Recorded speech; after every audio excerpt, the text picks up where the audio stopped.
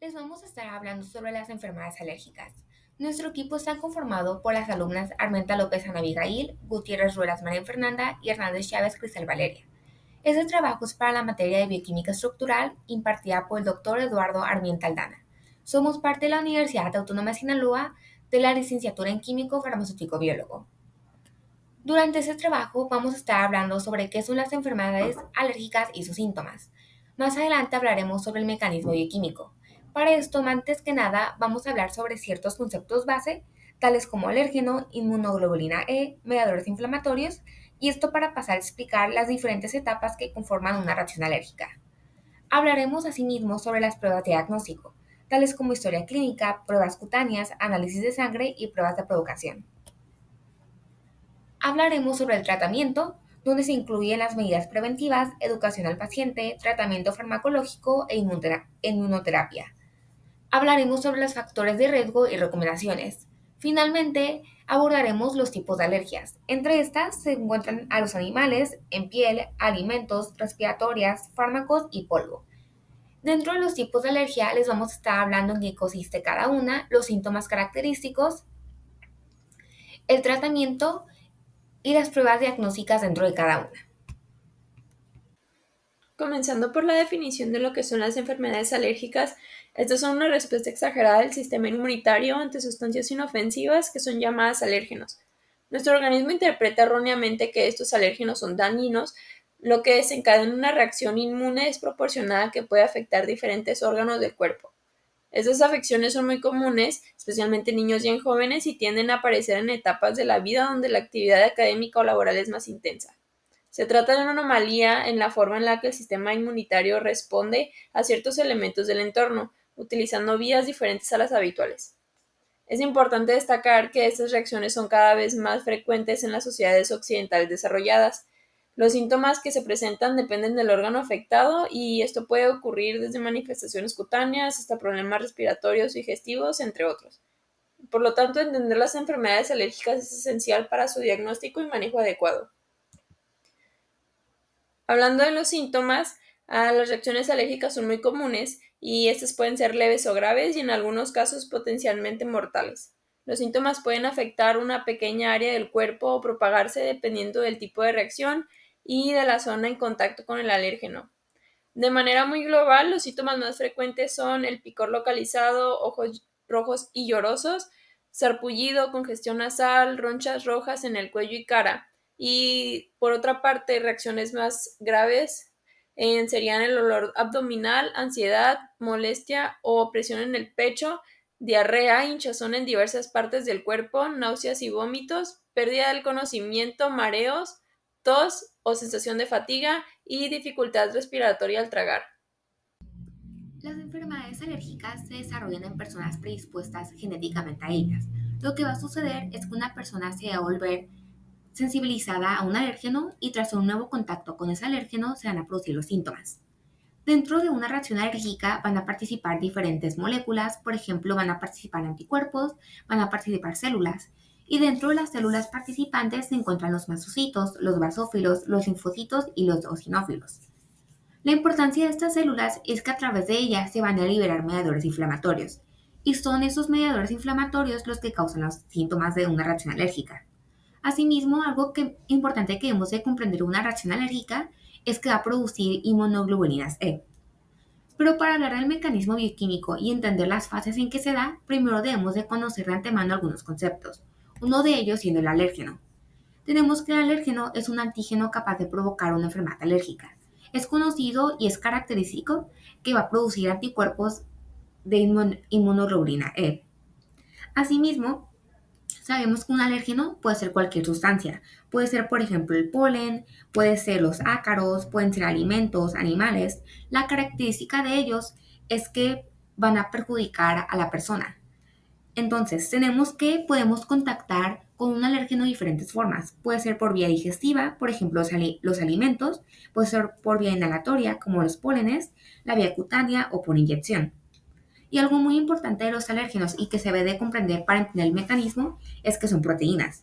Esas proteínas que son los alérgenos pueden ser del tipo glicoproteínas o lipoproteínas. Y en algunos casos muy excepcionales pueden ser hidratos de carbono. Y una característica muy importante de los alérgenos es que deben ser relativamente grandes para provocar alergia. Y en estos casos, por ejemplo, en que haya moléculas pequeñas que sí puedan provocar reacciones alérgicas, se las llaman aptenos. Pero para que suceda esto, estos aptenos deben de unirse a una proteína que los va a llevar de transporte al sistema inmunitario para ya comenzar con todo este proceso donde un antígeno, es decir, un alérgeno, y un anticuerpo se van a unir. Porque esa es otra característica, que el organismo va a reconocer a los alérgenos a través de los anticuerpos llamados inmunoglobulina IgE. Y cada anticuerpo va a tener dirigido exclusivamente un alérgeno en concreto. Y dentro de esto, lo que va a hacer que se pueda relacionar y que se puedan unir son una serie de aminoácidos. Y este grupo de aminoácidos que va a basarse en la unión de alérgeno con anticuerpo se llaman epitopos. Otro concepto importante que debemos de saber son los de anticuerpos o inmunoglobulinas. Los anticuerpos son generados por el organismo para tratar de detectar sustancias que llegan a nosotros y saber si son perjudiciales o no. Por ejemplo, en una situación en la que entra una sustancia, resulta que no es perjudicial, entonces lo que va a hacer el sistema inmunitario es que va a tolerarla y se van a producir anticuerpos del tipo IgE. Pero en el caso de las personas alérgicas, incluso si son cosas que no son perjudiciales, lo que va a suceder y lo que va a desencadenar las reacciones alérgicas es que en vez de producir esta inmunoglobulina IgE, se va a producir inmunoglobulina IgE en vez de la G.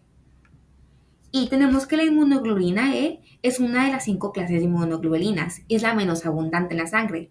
Pero, a diferencia de una persona pues normal, lo que va a suceder en las personas con reacciones alérgicas es que durante este mecanismo de reacción, esta inmunoglobulina se va a aumentar demasiado. Y es así que, por ejemplo, al momento de diagnosticar las enfermedades alérgicas, una manera de diagnosticarla es a través de esta presencia de la inmunoglobulina E. Otra cosa que debemos saber que es muy importante sobre esta inmunoglobulina E es que va a poseer la capacidad de activar determinadas células, que son las que se mencionaron anteriormente, que son los mastocitos, los basófilos y los eosinófilos. Y lo que va a hacer al activar estas células es que va a liberar de su interior algunos productos muy tóxicos, que son los mediadores inflamatorios. Y como se mencionó, al momento que se liberan estos mediadores inflamatorios, van a comenzar los síntomas. Por ejemplo, tenemos los mastocitos, que los mastocitos se van a caracterizar y todos estos tres se van a caracterizar porque sobre su membrana celular se van a fijar moléculas de inmunoglobulina E.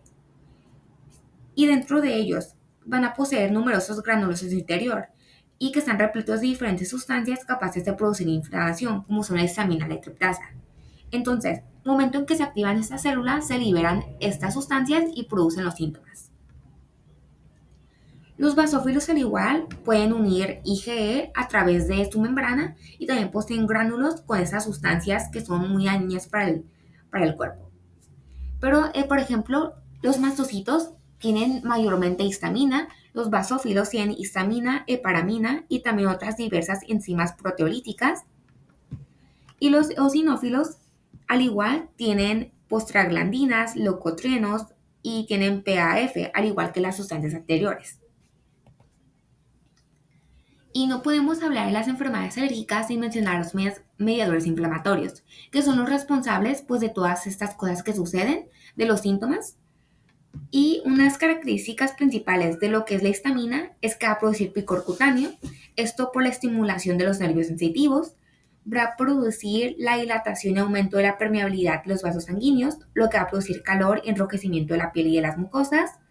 Al igual va a producir la salida del líquido intravascular hacia los tejidos de alrededor, con lo que se va a originar la hinchazón.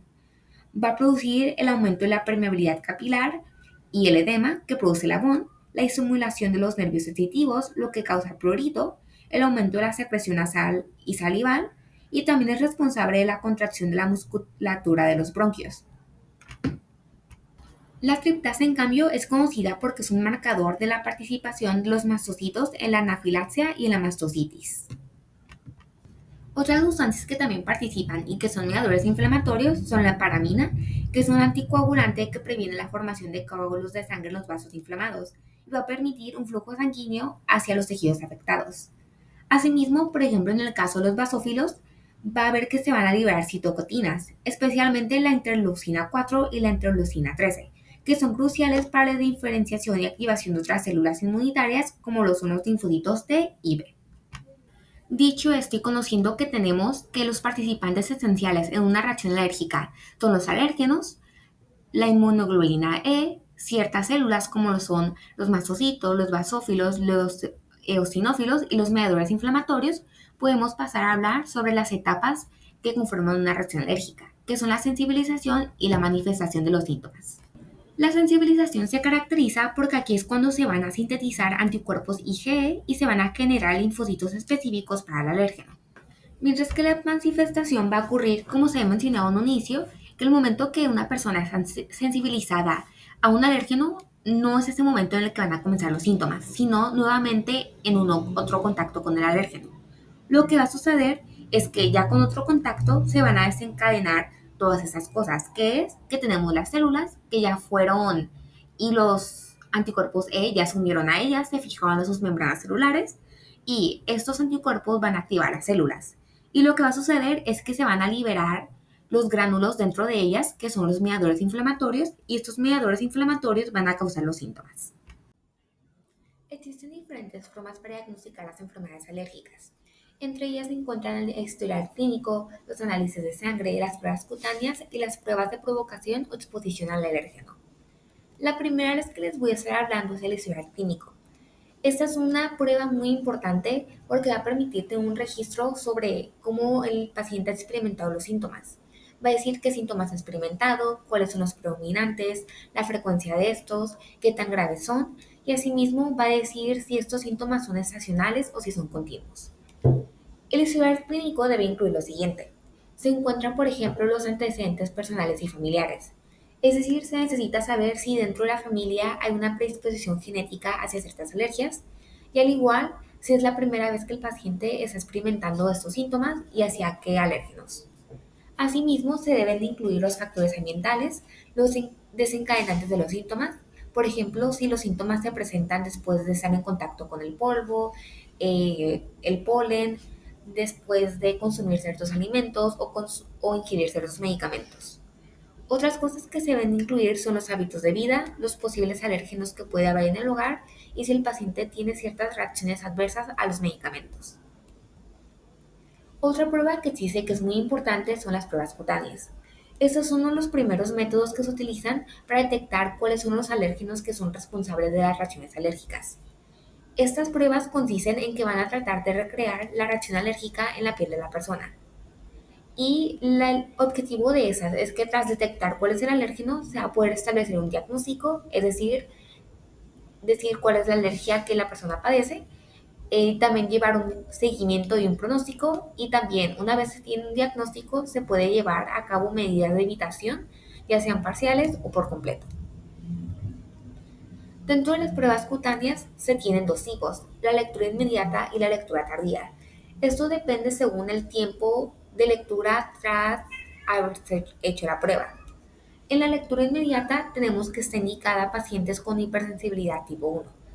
Los síntomas de estos pacientes se van a empezar unos 30 a 2 horas después de la exposición al alérgeno y lo que se va a detectar dentro de esta lectura inmediata es la presencia de unos anticuerpos que son la inmunoglobulina E. En cambio tenemos la lectura tardía. En este caso es para los pacientes con hipersensibilidad tipo 4 y aquí se van a manifestar los síntomas después de unas horas o incluso días después de la exposición al alérgeno. Aquí ya no van a intervenir anticuerpos, sino unas células que son llamadas linfocitos T. Dentro de las pruebas cutáneas tenemos varias técnicas. Una de ellas son las pruebas intraepidérmicas.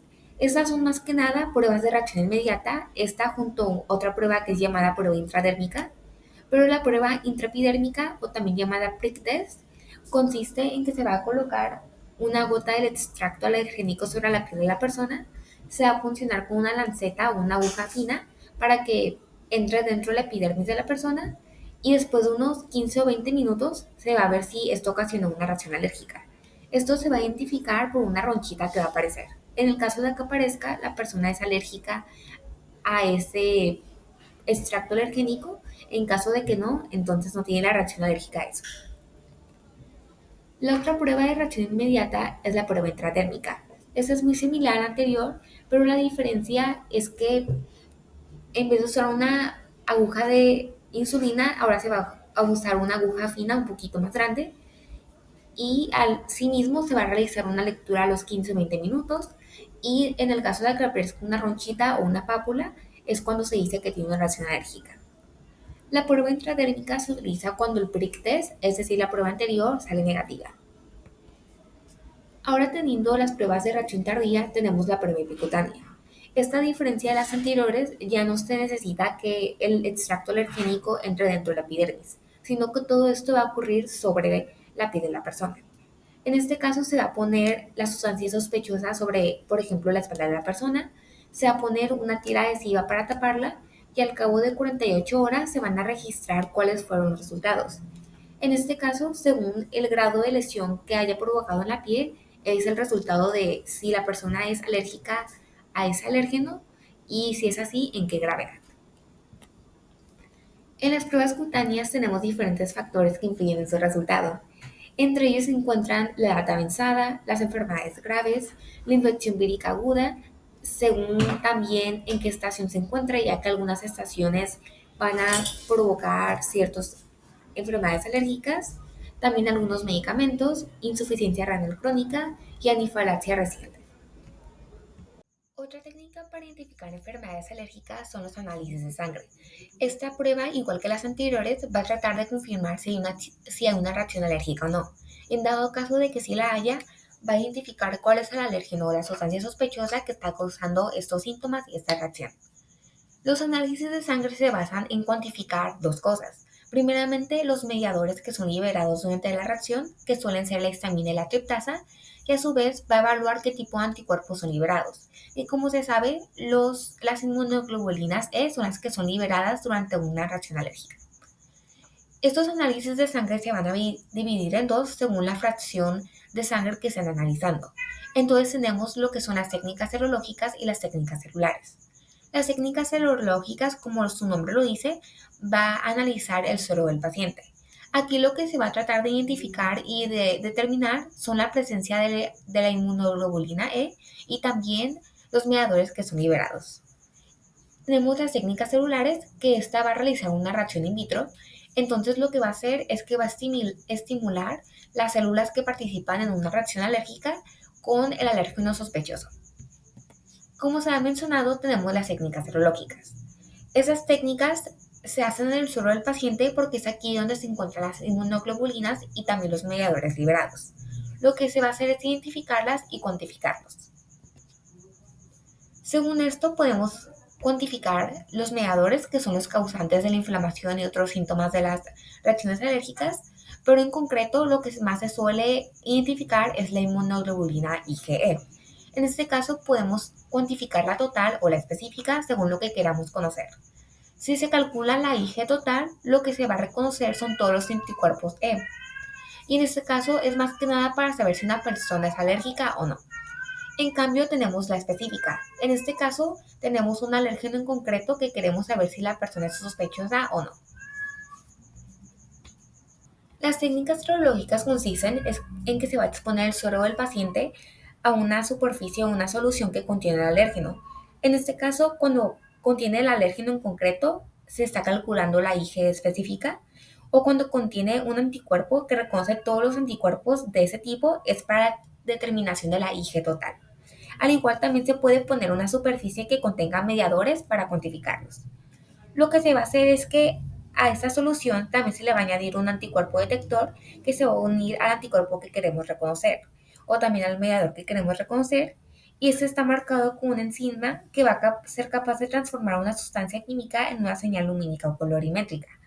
En este caso, la señal obtenida va a ser proporcional a la cantidad de inmunoglobulina o mediadores captados por el sistema de detección. Entonces, lo que se va a hacer es que se va a exponer el suero del paciente, que contiene todas estas cosas que se quieren determinar, a una superficie con alérgeno, y este se va a unir con una enzima que va a tener una especie de señal lumínica o colorimétrica, que con esta se va a ayudar a cuantificar lo que queremos conocer. Por otro lado, tenemos las técnicas celulares. Estas van a enfrentar in vitro, en un tubo de ensayo, las células que participan en una reacción alérgica, que son los basófilos, los mastocitos, también los linfocitos, Entonces, estas células se van a estimular con los alérgenos sospechosos para saber si hay una reacción inmunológica o no. En dado caso que hay una reacción, es porque ese alérgeno está causando una reacción alérgica en el paciente. En este caso tenemos dos tipos de pruebas. Tenemos las reacciones tempranas y las reacciones tardías. Las reacciones tempranas van a ser en base a los basófilos y las reacciones tardías en base en los linfocitos. En las reacciones tempranas lo que se va a hacer es igual, se va a estimular los basófilos dentro del suero con el alérgeno sospechoso. Y aquí tenemos dos tipos de técnicas. Tenemos la TLH, también conocida como test de liberación de histamina, y tenemos el TAB, test de activación de basófilos. Lo que va a hacer la técnica TLH es que va a determinar la liberación de mediadores, como son la histamina y la triptasa, mientras que la técnica TAB va a determinar la presencia de unos marcadores especiales o unas moléculas que solamente se encuentran en la membrana del basófilo cuando hay una reacción alérgica. En cambio, tenemos las reacciones tardías y aquí lo que se va a checar son los linfocitos. Tenemos aquí el test de transformación linfoblástica que va a explorar la respuesta del linfocito, en concreto los que son del tipo T. A su vez, otro tipo de pruebas que tenemos para identificar las enfermedades alérgicas son las pruebas de provocación o exposición al alérgeno. Estas lo que va a hacer es primeramente identificar el alérgeno que es responsable de la reacción alérgica y también va a identificar cuáles son los síntomas que le provoca al paciente. Tenemos las pruebas de provocación de exposición nasal, exposición branquial y la exposición conjuntival. En estos casos se va a aplicar el alérgeno ya sea dentro de la nariz, el ojo o el bronquio para saber los síntomas que les provoca. También tenemos la exposición oral, subcutánea, intramuscular con fármacos o endovenosa. En estos casos, por ejemplo, puede ser que se le administre al paciente ciertos medicamentos hasta que les provoque una reacción alérgica o asimismo que consuma ciertos alimentos hasta que provoque esta reacción. Y esas pruebas, debido a que son un poco riesgosas, se tienen que realizar en hospitales y con personal capacitado para atender al paciente en caso de que surjan reacciones muy graves. La elección del tratamiento para las enfermedades alérgicas es personalizada. Depende de muchos factores. Entre ellos es la presencia o no de otras enfermedades, las circunstancias características de la enfermedad alérgica a tratar, ya sea por su tipo, gravedad y su fase, y del tipo de alergia del paciente o perfil de sensibilización. La primera medida a tomar y la más eficaz es evitar el contacto directo con el alérgeno. Para ello existen ciertas recomendaciones concretas. En segundo lugar, existe medicación que es muy eficaz en el tratamiento de estos síntomas. Un ejemplo son los antihistamínicos, que bien pueden ser por gotas nasales o por pastillas.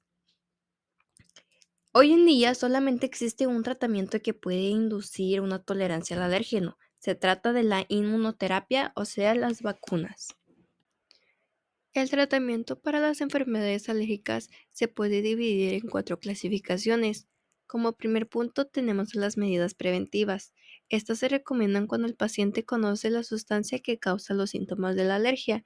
Consiste, por ejemplo, al saber que somos alérgicos a los ácaros del polvo, en retirar todas las alfombras o tapetes que podemos tener en nuestra casa. Al saber que somos alérgicos a ciertos medicamentos, lo recomendable es eliminar su consumo. Como segundo punto tenemos la educación al paciente, que es muy importante que el paciente conozca qué medidas son necesarias y cómo puede aplicarlas para evitar la aparición de nuevas enfermedades alérgicas, ya que también es importante que el paciente conozca la utilización de los diversos dispositivos que puede utilizar para su tratamiento. Un ejemplo es cómo utilizar correctamente los inhaladores en caso de que tenga asma. También tenemos el tratamiento farmacológico, ya que ciertos pacientes necesitan un tratamiento preventivo o de mantenimiento para atenuar los síntomas de su alergia. Un ejemplo igual puede ser el asma. Los pacientes deben tener las instrucciones muy precisas de cuándo y cómo utilizar los diferentes medicamentos. Como punto final tenemos la inmunoterapia específica. Es un tratamiento que es muy eficaz y consiste en inyecciones de dosis mínimas del alérgeno repetidas durante un periodo de 3 a 5 años. Durante este tiempo, la vacuna consigue que nuestro organismo deje de reconocer esa sustancia como dañina y por lo tanto no se produce la alergia. Como primer tratamiento para las enfermedades alérgicas tenemos a los antihistamínicos, que son los fármacos más empleados para este tipo de enfermedades. Los antihistamínicos bloquean la histamina, que es una sustancia química que produce los síntomas y que se libera en el sistema inmunitario durante una reacción alérgica. Sin embargo, es por esta misma razón que estos medicamentos provocan mucho sueño, ya que la histamina tiene como función principal mantener despiertas a las personas. Es una sustancia químicamente presente en muchos de los tejidos del organismo y se almacena en células como los mastocitos. Estos fármacos pueden emplearse por vía oral, en comprimidos, jarabes y gotas, o bien por vía tópica en cremas, colirios y nebulizadoras nasales. Se pueden catalogar en dos clasificaciones, como lo son los antihistamínicos clásicos o de primera generación y los antihistamínicos no sedantes o de segunda generación. Los clásicos se usan en el tratamiento y prevención del mareo, el insomnio y otras indicaciones. Sin embargo, tienen muchos efectos secundarios, como lo son el aumento del apetito, provocan vista borrosa, sequedad en la boca, somnolencia, entre otros, mientras que los antihistamínicos de segunda generación son menos nocivos para la salud. Los clásicos más usados se encuentran en hidroxicina, difenhidramina, ketotifeno, y los antihistamínicos de segunda generación más comunes son la bilastina, desloratadina, fexofenadina y loratadina. Los antihistamínicos se pueden encontrar en píldoras y líquidos. Estos alivian el goteo, el lagrimeo en los ojos, la urticaria y el hinchazón. También se encuentran en atomizadores nasales. Estos alivian los estornudos, la picazón o el goteo nasal. Se encuentra también en gotas para los ojos que alivian la picazón, el enrojecimiento y la hinchazón de los ojos. Los efectos secundarios de los antihistamínicos son que producen cansancio y somnolencia. En segundo lugar, tenemos a los descongestionantes. Su función principal es reducir la inflamación de los senos paranasales que se da durante la congestión, permitiendo de este modo el flujo de aire sin obstrucciones. Sin embargo, tienen diversos efectos secundarios, como lo son que pueden causar problemas para dormir, dolor de cabeza, aumento de la presión arterial e irritabilidad. Los descongestionantes pueden administrarse directamente sobre la mucosa nasal o igual pueden administrarse por vía oral. Entre los más comunes podemos encontrar a la oximetazolina, la fenilefrina y la pseudoefedrina. Se encuentran en píldoras que alivian la congestión nasal y de los senos paranasales. También los podemos encontrar en gotas y atomizadores descongestionantes. Estos alivian la congestión nasal y de los senos paranasales si se usan solo durante un periodo de tiempo corto, ya que al usarlos repetidamente pueden dar lugar a un ciclo en el que la congestión se repite o puede empeorar. Tenemos también a los corticosteroides, que son un medicamento eficaz para el tratamiento de salpullidos, enfermedades inflamatorias intestinales, asmas y otras afecciones. Sin embargo, tienen diversos efectos secundarios, como lo pueden ser presión arterial alta, problemas de cambios en el estado de ánimo, de memoria, en la conducta y otros efectos psicológicos, como pueden ser confusión o delirio. También pueden provocar malestar estomacal, entre otros efectos. Los corticosteroides se pueden encontrar en atomizadores nasales, que previenen y alivian la congestión, los estornudos y el catarro. Los efectos secundarios de estos atomizadores incluyen un gusto desagradable, irritación nasal y hemorragias nasales. Los podemos también encontrar en inhaladores, que suelen utilizarse diariamente como parte del tratamiento del asma. Los efectos secundarios de dichos inhaladores son en su mayoría leves. Pueden incluir irritación en la boca y garganta. Los podemos encontrar también en gotas para los ojos. Estos se utilizan para aliviar la picazón y los ojos rojos o llorosos. deben estar administrados por un médico especializado. De lo contrario, pueden provocar cataratas, glaucoma e infecciones. Los encontramos también en píldoras y líquidos, ya que se utilizan para tratar los síntomas graves causados por todo tipo de reacciones alérgicas. El uso a largo plazo de estas píldoras puede causar cataratas, osteoporosis, debilidad muscular y úlceras estomacales. Por último, se pueden encontrar en cremas para la piel. Estas alivian las reacciones alérgicas de la piel como la picazón, el enrojecimiento o la descamación. Los efectos secundarios de estas cremas pueden incluir irritación y decoloración de la piel. Los estabilizadores de los mastocitos bloquean la liberación de sustancias químicas en el sistema inmunitario que contribuyen a las reacciones alérgicas. Son medicamentos seguros y en la mayoría de los casos es necesario utilizarse durante varios días para producir un efecto completo.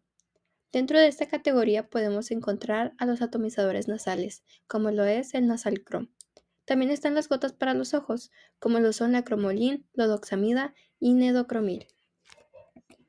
Tenemos también a los inhibidores de leucotrienos. Son medicamentos que bloquean las sustancias químicas que causan los síntomas de la alergia, incluidos los estornudos, el goteo y la congestión nasal.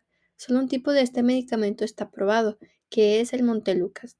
Sin embargo, poseen efectos secundarios adversos como lo son ansiedad, depresión, sueños extraños, problemas para dormir y pensamientos o comportamientos suicidas.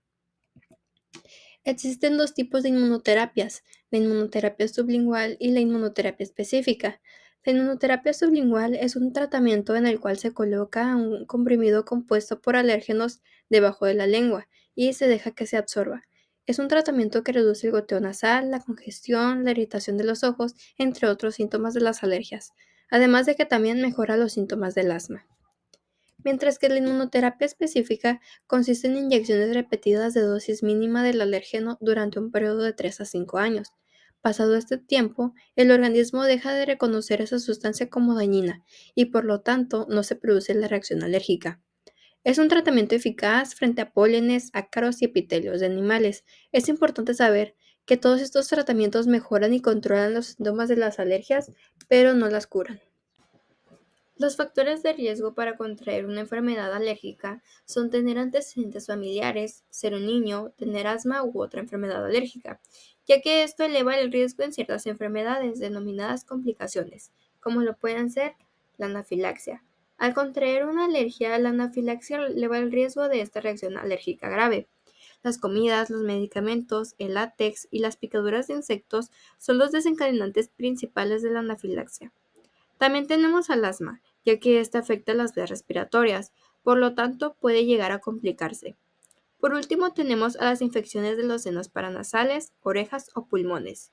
El riesgo de presentar estas afecciones es más alto si llegamos a contraer rinitis alérgica o asma.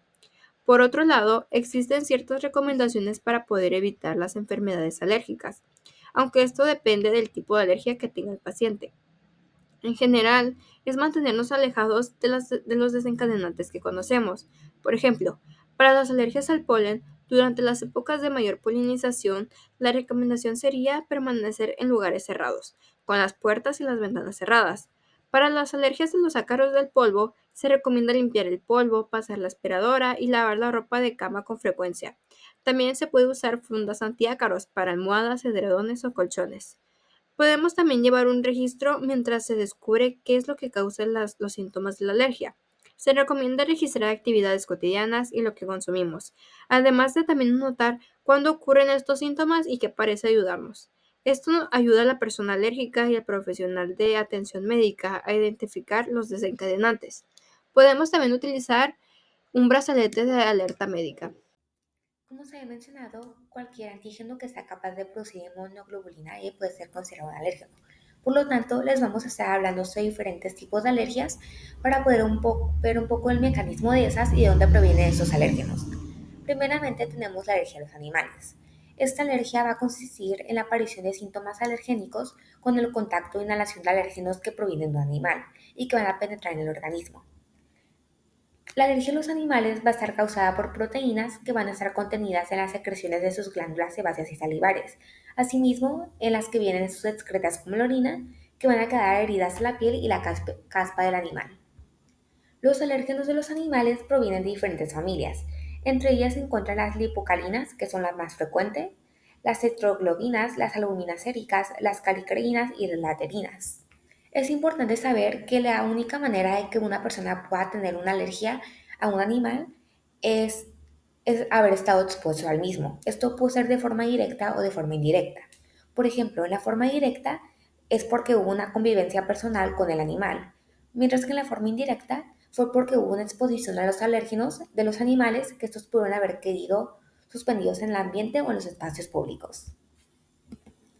Entre los síntomas que se encuentran en las alergias de los animales se van a encontrar el picor en la piel, la hinchazón, los sabones, la dificultad respiratoria, el picor en paladar y garganta, el lagrimeo, el enrojecimiento ocular o la congestión. Y al igual que se había mencionado con las alergias en general, tenemos pruebas de diagnóstico y el tratamiento. Entre las pruebas de diagnóstico nuevamente nos encontramos con el prick test y el análisis de sangre. El prick test es la prueba más común para saber si una persona es alérgica a un animal. Para esta prueba se van a ser necesarios tener extractos alergénicos que van a provenir de epitelios y de la orina de la mayoría de los animales. Por ejemplo, puede ser que se use muestra de pelo, de caspa y orina del animal. Y asimismo también tenemos análisis de sangre. Estos, como se ha mencionado cuando se habló sobre las pruebas de diagnóstico, van a consistir en determinar anticuerpos IgE en frente de los alérgenos de los animales para saber si la persona tuvo una reacción alérgica o no. El tratamiento va a consistir principalmente en tratar de retirar al animal de la vivienda, es decir, que la persona no tenga contacto con animales que es alérgico, pero en casos de que no se pueda hacer posible, se puede aplicar la inmunoterapia, también disminuir la carga de alérgenos del animal, que eso se puede hacer bañar al animal de vez en cuando, tener un aseo más riguroso, asimismo cambios en el entorno de vivienda.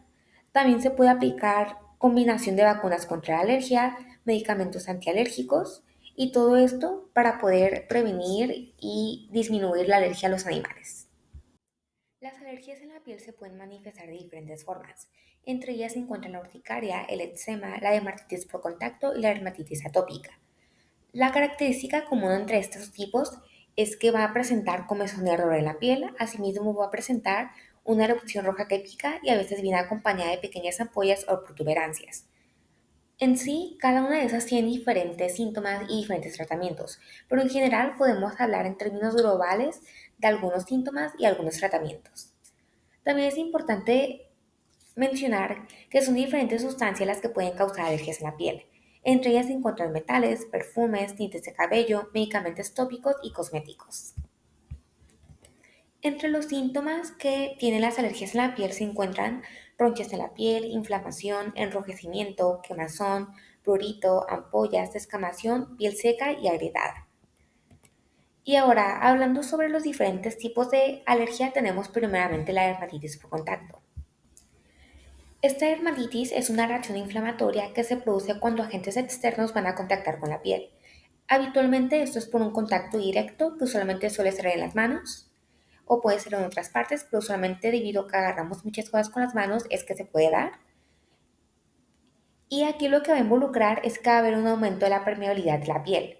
Esto produce que la barrera cutánea sea afectada por diferentes sustancias, como son sustancias irritantes, exceso de humedad, sudoración excesiva, heridas que alteran la barrera cutánea y otros tipos de dermatitis, que van a facilitar la entrada de sustancias sensibilizantes capaces de producir una alergia. Al igual tenemos la dermatitis atópica, que se presenta cuando la piel es tan sensible que va a permitir que haya agentes alérgenos que puedan atravesar la primera barrera de la piel hasta llegar a las capas más profundas.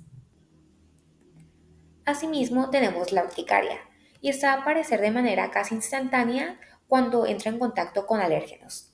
Tenemos el angiodema, que va a consistir en una hinchazón en zonas de la piel, como son los labios, los párpados, el escroto, entre otros, y esta hinchazón puede ser tan fuerte que va a producir una deformación completa en la cara o en otras partes del cuerpo. El angiodema se va a diferenciar en dos tipos, según el mediador que se haya liberado.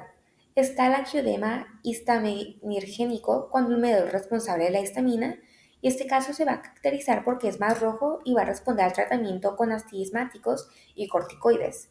Y por otra parte tenemos el angioedema no estaminérgico, que va a ser producido por la molécula mediadora bradicimina.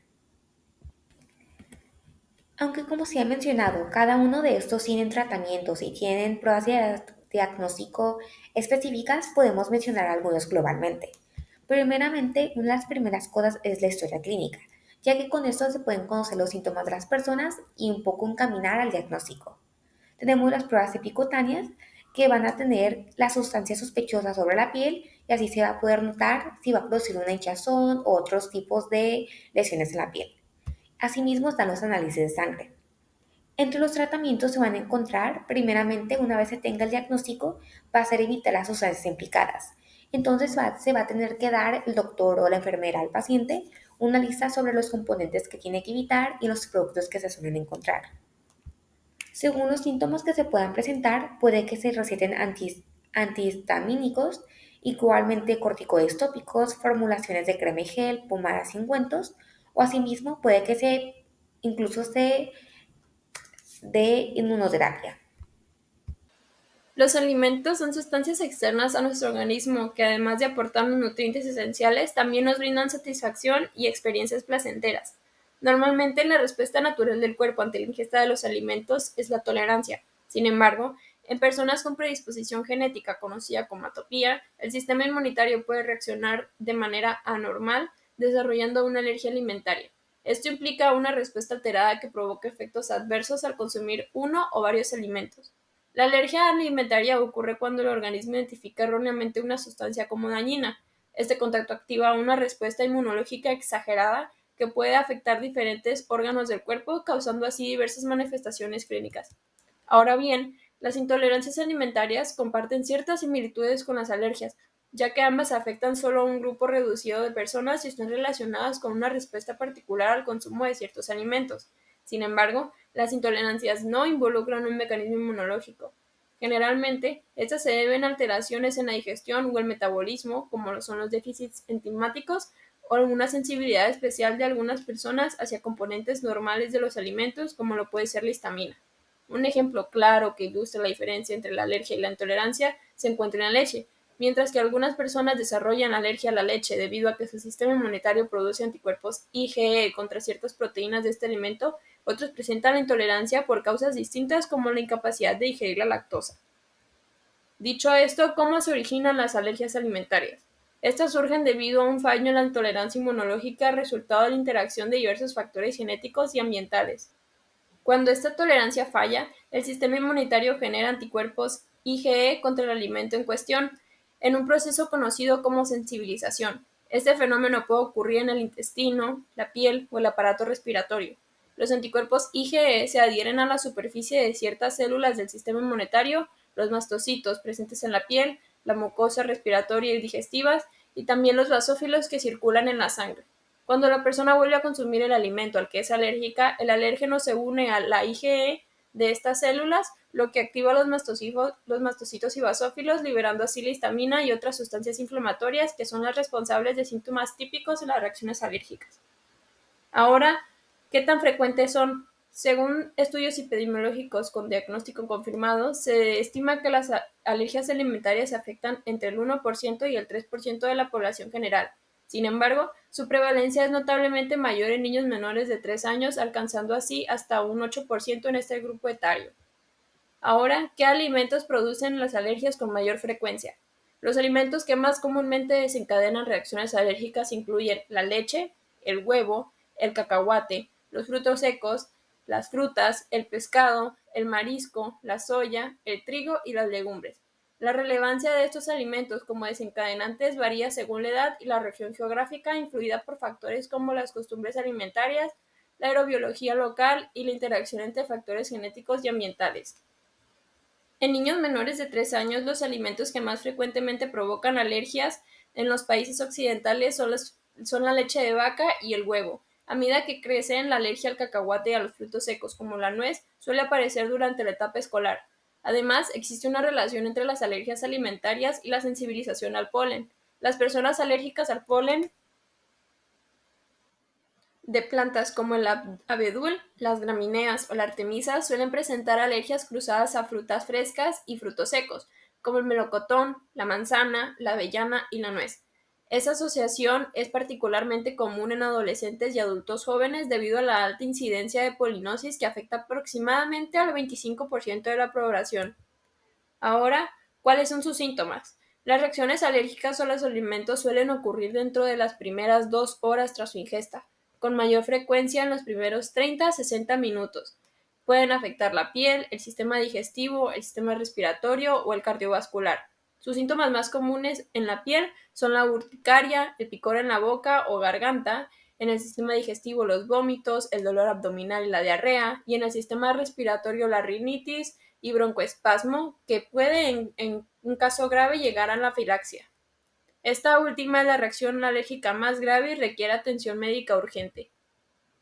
Ahora, su diagnóstico preciso evita restricciones innecesarias y garantiza una buena calidad de vida, por lo que el tratamiento de las reacciones alérgicas para síntomas leves se recomiendan los antihistamínicos, en un edema o hinchazón un corticoide oral y en una afilaxia adrenalina intramuscular y traslado urgente a un hospital.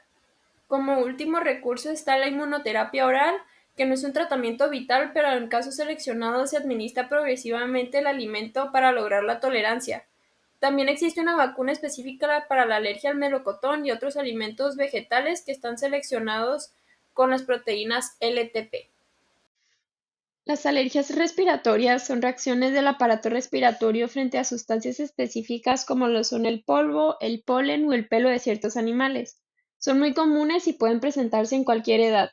Estas, al igual que las anteriores, ocurren cuando el cuerpo identifica al alérgeno como perjudicial y así desencadena una respuesta exagerada del sistema inmunitario. Comenzando con la rinitis alérgica, es una inflamación de la mucosa nasal causada por anticuerpos IgE que reaccionan frente a uno o más alérgenos específicos. Se puede sospechar de una rinitis alérgica si se presentan síntomas como estornudos seriados, moco líquido y transparente, congestión nasal, picón en la nariz, el paladar u otras zonas. Estos síntomas suelen aparecer en determinadas épocas del año tras la exposición a ciertos alérgenos como el polvo, el polen o los ácaros. Existen otros tipos de rinitis cuyos síntomas pueden ser muy parecidos y resolverse o aliviarse con los mismos medicamentos. La más común es la rinitis infecciosa, que puede ser vírica o bacteriana y según la duración de los síntomas se clasifica en aguda o crónica. También existe la rinitis no alérgica eosinofílica, que es una enfermedad inflamatoria crónica de la nariz que se caracteriza por la presencia de eosinófilos en las secreciones nasales sin antecedentes de alergia. En cambio, la rinitis inducida por fármacos se debe al mecanismo propio de acción de algunos medicamentos, como los antiinflamatorios no esteroideos o algunos antihipertensivos. La rinitis hormonal es la que está relacionada con la toma de anticonceptivos, la pubertad, el embarazo o algunas enfermedades endocrinólogas. Otros tipos de rinitis son la rinitis gustatoria, relacionada con la ingesta de alimentos picantes o muy calientes, y la rinitis inducida por factores irritantes, como son el cambio brusco de temperatura, aire frío y seco, exposición a la luz, humedad, olores fuertes, vapores irritantes y el humo del tabaco. Diferenciar cada una de estas es importante para saber cómo tratarla y dar un diagnóstico correcto y adecuado. La conjuntivitis alérgica es una reacción inmunológica de la mucosa conjuntival frente a alérgenos mediada por anticuerpos IgE. Sus síntomas principales son el picor o prurito en ambos ojos, especialmente cerca del lagrimal, el lagrimeo y secreción acuosa, enrojecimiento ocular, edema o hinchazón en los párpados. Es frecuente que la conjuntivitis alérgica aparezca junto con rinitis o asma alérgica. Es importante destacar que afecta siempre a ambos ojos y debe diferenciarse de otros tipos de conjuntivitis no alérgica mediante un diagnóstico adecuado realizado por un especialista en oftalmología. Esta puede ser provocada por diversos tipos de alérgenos que se clasifican según su origen. Aeroalérgenos del interior, que son los ácaros de polvo, moho y animales domésticos. Aeroalérgenos del exterior, que son los pólenes y mohos, y los ocupacionales, que son los aeroalérgenos como harinas, maderas, enzimas o látex, que están presentes en ciertos entornos de trabajo. Además, en algunos casos la pueden manifestarse de manera aguda como reacción alérgica inmediata a determinados medicamentos o alimentos. La rinoconjuntivitis alérgica es una inflamación simultánea de la mucosa nasal, conocida como rinitis, y de la conjuntiva ocular, que provoca conjuntivitis. El diagnóstico comienza con la identificación de síntomas oculonasales característicos y una exploración clínica adecuada. Estos suelen aparecer poco después de contacto con el alérgeno y pueden incluir picazón en la nariz, boca, ojos, garganta, piel, entre otras áreas, estornudos, rinorrea o secreción nasal líquida, ojos llorosos, dificultad para percibir olores. Si la exposición persiste, los síntomas pueden agravarse y evolucionar a congestión nasal, tos, sensación de oídos tapados y disminución del olfato, dolor de garganta, círculos oscuros e hinchazón debajo de los ojos, fatiga, irritabilidad y dolor de cabeza. Esta combinación de síntomas, junto con un adecuado diagnóstico, permite identificar y tratar la rinoconjuntivitis de manera efectiva. Para su diagnóstico se realizan distintas pruebas médicas para las alergias, que anteriormente se dieron de una forma más explicada y de manera muy global. Es la prueba cutánea, el análisis de sangre y secreción, pruebas de provocación de las mucosas. Esta última se utiliza para confirmar la relación entre la exposición al alérgeno y los síntomas. Estas pruebas se realizan de forma controlada aplicando el alérgeno en las mucosas implicadas. Todo ese conjunto de estudios permite un diagnóstico preciso, fundamental para establecer un tratamiento adecuado.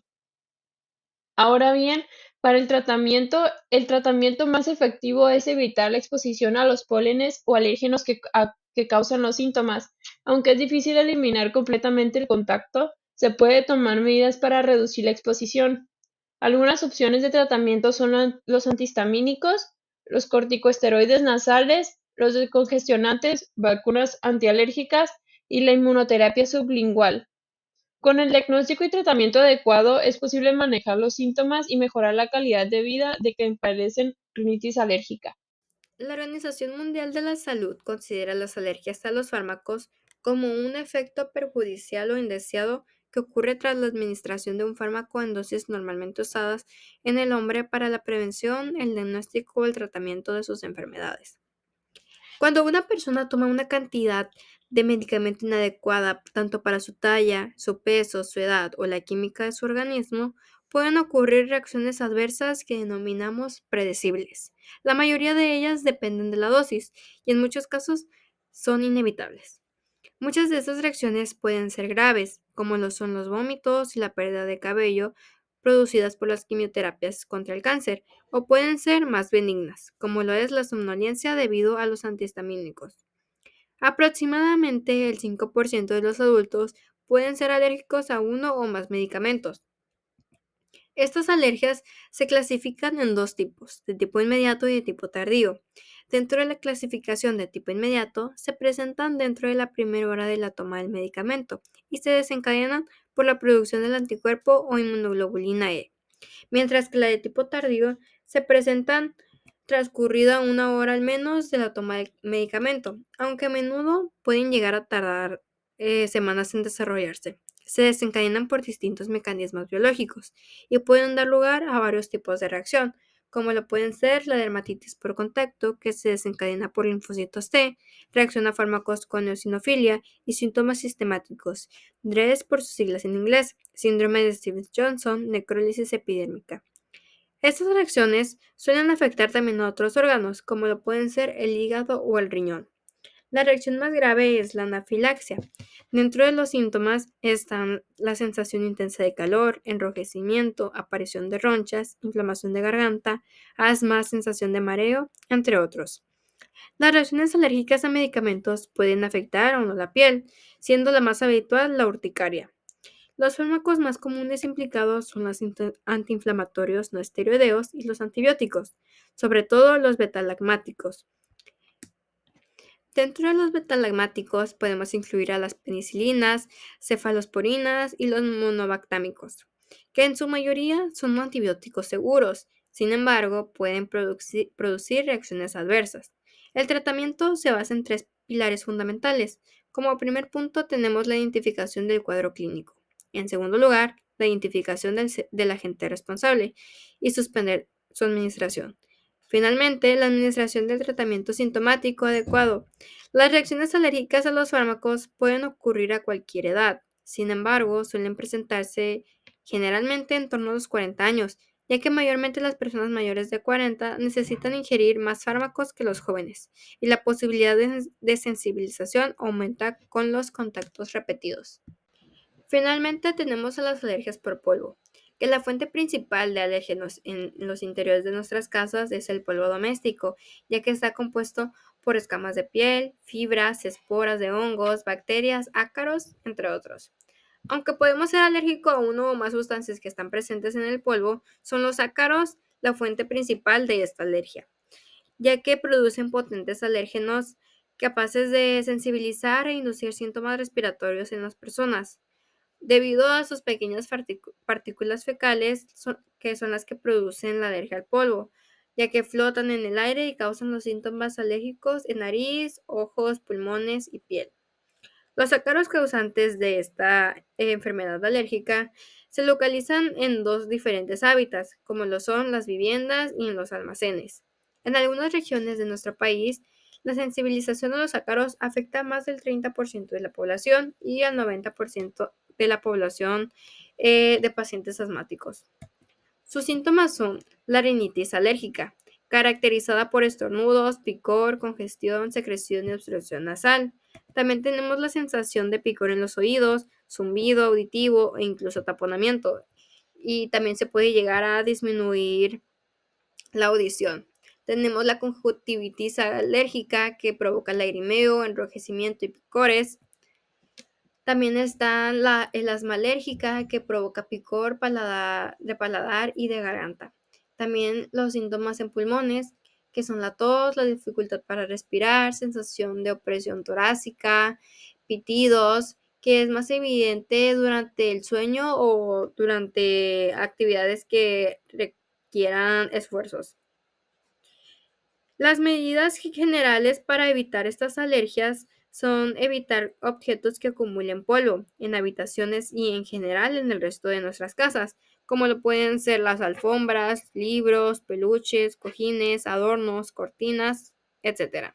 Aspirar nuestra vivienda, utilizar un paño húmedo para limpiar la superficie de nuestros muebles y otras superficies.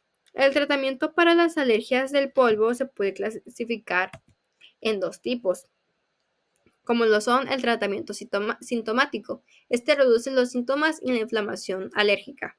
También tenemos el tratamiento etiológico, que bien puede ser la inmunoterapia. Es el tratamiento de vacunación dirigido a desensibilizar al paciente. Los síntomas desaparecen o pueden mejorar notablemente. Para finalizar, es importante recordar el papel que los alérgenos, las células como los basófilos, los mastocitos, los eosinófilos y la inmunoglobulina E juegan durante una reacción alérgica. Esto no solamente para entender cómo funciona una y cómo se desencadena, sino también porque conocer ese tipo de cosas va a poder generar diagnósticos y tratamientos. Y todo esto en general va a mejorar la calidad de vida de las personas.